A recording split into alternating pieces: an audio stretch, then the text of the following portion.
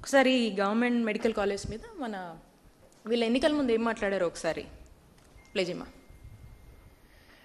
లోకేష్ గారు ఈ ప్రభుత్వం అధికారంలోకి వచ్చిన తర్వాత మొదటిసారి ప్రభుత్వమే ఏకంగా మెడికల్ సీట్లు అమ్మే పరిస్థితి తీసుకొచ్చారు. రేపు తెలుగుదేశం పార్టీ అధికారంలోకి వచ్చిన వెంటనే నిరుపేదలకి మళ్ళీ ఆ మెడికల్ సీట్లు మేము అందజేస్తాము. ఈ జియో ఏదైతే ప్రభుత్వం తీసుకొచ్చిందో మొదటి 100 రోజుల్లో రద్దు చేసే బాధ్యత మీ లోకేష్ తీసుకుంటాడని ఈ సభాముఖంగా నేను నీకు హామీ ఇస్తున్నా తల్లి. పబ్లిక్లో లోకేష్ గారు మాట్లాడారు, హామీ ఇచ్చారు. వీళ్ళు అధికారంలోకి వచ్చిన 100 రోజులకే మేము తీసుకొచ్చినటువంటి జీవో నంబర్ 108ని రద్దు చేస్తామన్నారు. మరి మేము ఎప్పుడు ఎక్కడ ఆపలేదు, దాని గురించి అసలు మాట్లాడరేంటి? ఏమైందా హామీ? దాని మీద సమాధానం చెప్పాలి కదా. మీరంటే ఒక మాట మీద ఉండరా? కూటమి ప్రభుత్వం మాట ఇచ్చిందంటే మాట మీద ఉండరా?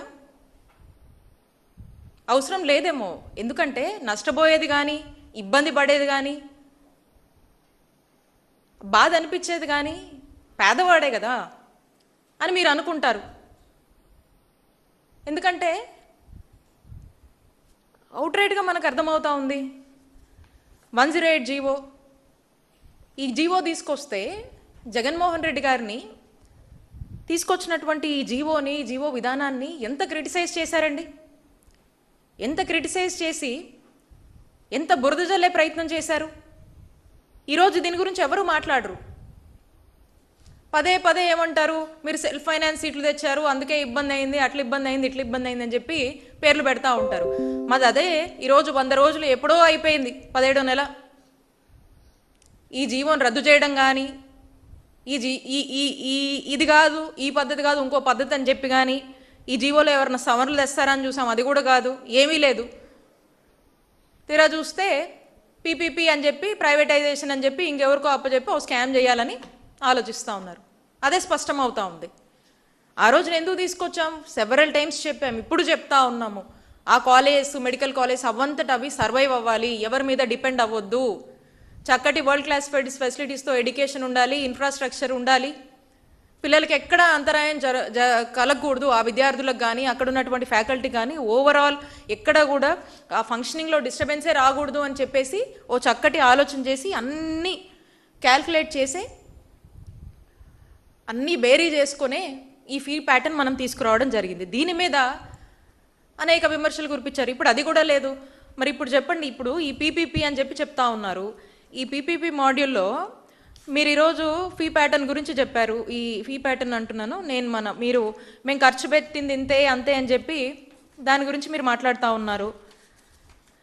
జగన్మోహన్ రెడ్డి గారు దీని మీద చాలా తక్కువ ఖర్చు పెట్టారు, అందువల్లనే వీళ్ళు ఖర్చు పెట్టింది ఇంతే అని చెప్పి మీరు క్రిటిసైజ్ చేస్తూ ఉన్నారు. ఫస్ట్ ఆఫ్ ఆల్ మీరు కనుక చూసినట్టయితే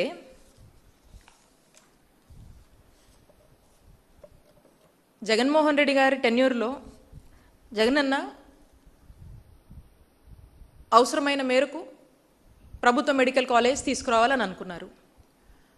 దాంట్లో భాగంగా కొన్ని ఫైండ్ అవుట్ చేసి కొన్ని జిల్లాల్లో ఇక్కడ మెడికల్ కాలేజ్ వస్తే బాగుంటుంది అని చెప్పి భావించి వాటి మీద ఒక నిర్ణయం చేసి మే 31, 2021 14 మెడికల్ కాలేజ్కి ఒకేసారి ఆ రోజు ఉన్నటువంటి కోవిడ్ పరిస్థితుల్లో వర్చువల్గా మా నాయకుడు జగన్మోహన్ రెడ్డి గారు 14 గవర్నమెంట్ మెడికల్ కాలేజ్కి శంకుస్థాపన చేయడం జరిగింది.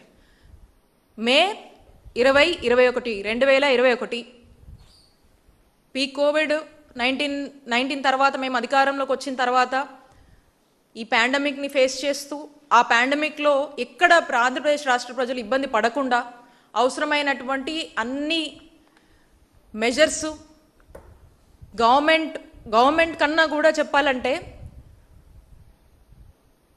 ఇంకొంచెం ఎక్కువే రెస్పాన్సిబిలిటీ తీసుకొని తన కుటుంబ సభ్యులో ఎవరో ఒక బాధలో ఉంటే ఎంత బాధ్యత చూపించాలో అలా ఈ రాష్ట్రంలోని ఈ ప్రజలందరినీ కూడా నా కుటుంబ సభ్యులు అని భావించి ఎవరికో ఇది వచ్చింది మనకు అనవసరమైన అని అనుకోకుండా ఎంతో బాధ్యతగా చక్కగా జగన్మోహన్ రెడ్డి గారు చక్కటి అడ్మినిస్ట్రేషను ఇవ్వటం కానీ చక్కగా వైద్య సేవలు ఇవ్వడం కానీ ఎంతోమంది ప్రాణాలని